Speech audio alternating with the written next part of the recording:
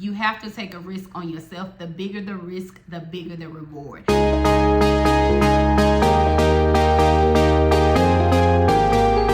Hi guys, welcome to my YouTube channel. If you are looking to become a better version of yourself, be sure you stay tuned. I have 3 tips that are going to help you become the best you that you can be in 2025.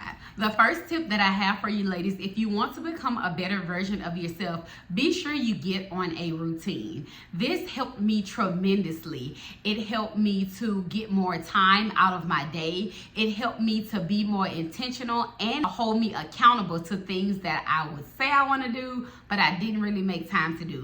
We all have the same 24 hours in a day. Some people are more productive than others, and I can guarantee you those people that are more productive, they plan their day by the hour. So for instance, I work from home and I'm an entrepreneur and I'm a mom and I'm a wife and I'm a Christian. So I have a lot of things going on. I make a lot of commitments, and as you can see, my calendar is there in the background. I have to plan out my day. Now, my Monday through Friday is pretty routine, being that I work from home. I have to be logged into my computer for a certain time throughout the day. However, the time that's most vital and valuable to me is the time that I clock out. Those hours afterwards is really the time that I have to be intentional. And if you want to be the best version of yourself, you have to make sure that you're intentional about that time as well. If you want to read more, if you want to exercise, if you want to go to virtual Bible study, if you want to volunteer at a shelter, be sure that you are setting a specific time, putting it on your calendar. Let's say you want to work out every Monday, Wednesday, Friday at 4:30. Have your alarm set for 4:30 that says work out, getting on a routine, sticking to the routine, and setting reminders to help hold you accountable to the routine will help you have a more productive day and be more intentional with your time. I promise you, you will get more done, and you will thank me for giving you this tip because it helped me to feel better about my day. Being that I'm a mom, a lot of my time is committed to my kids. Making sure they stick to their bedtime helps me to do my entrepreneurial task once they're asleep. Tip 2 to becoming a better version of yourself.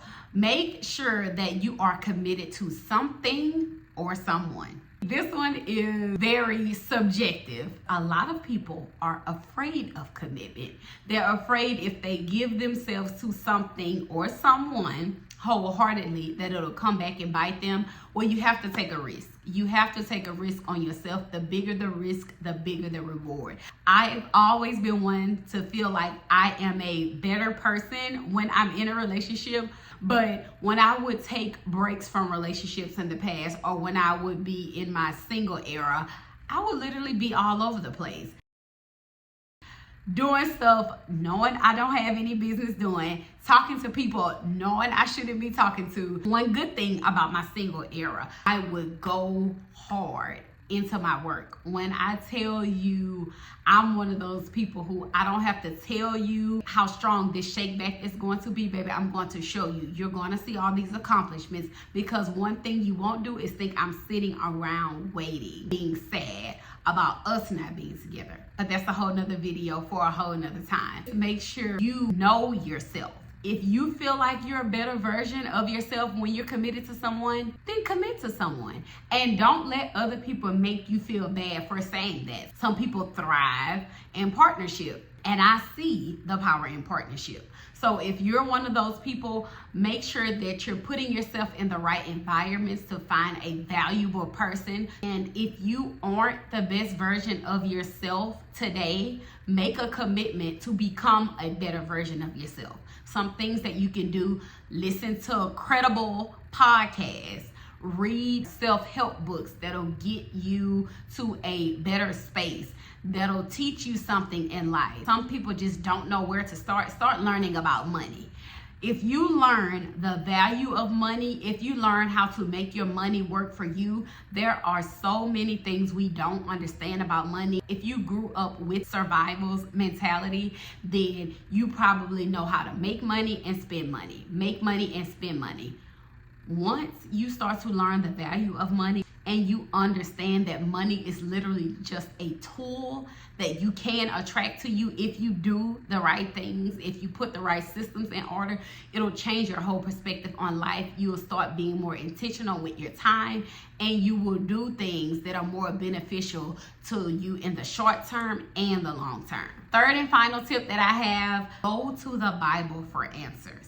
This one is also subjective because, of course, you have to be a Christian, believe in God in some way, shape, form, in order to even want to have a desire to go to the Bible or a willingness to go to the Bible. That is literally something that I started incorporating at the end of last year. In the past, if I'm going through something, I'll either go to my friends first, I'll go to my mom because me and her talk a lot, or I'll go to whoever I'm dating.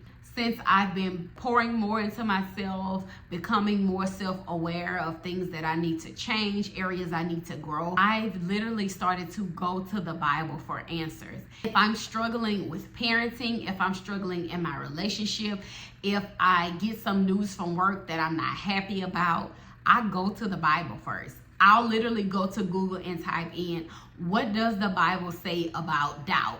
What does the Bible say about parenting? What verses can help me become more kind? I want my responses, my beliefs, I want that all to be based on God's foundation. What does God have to say about this? Because if I'm a believer, if I say I believe in this thing, well, I need to learn about this thing as much as possible.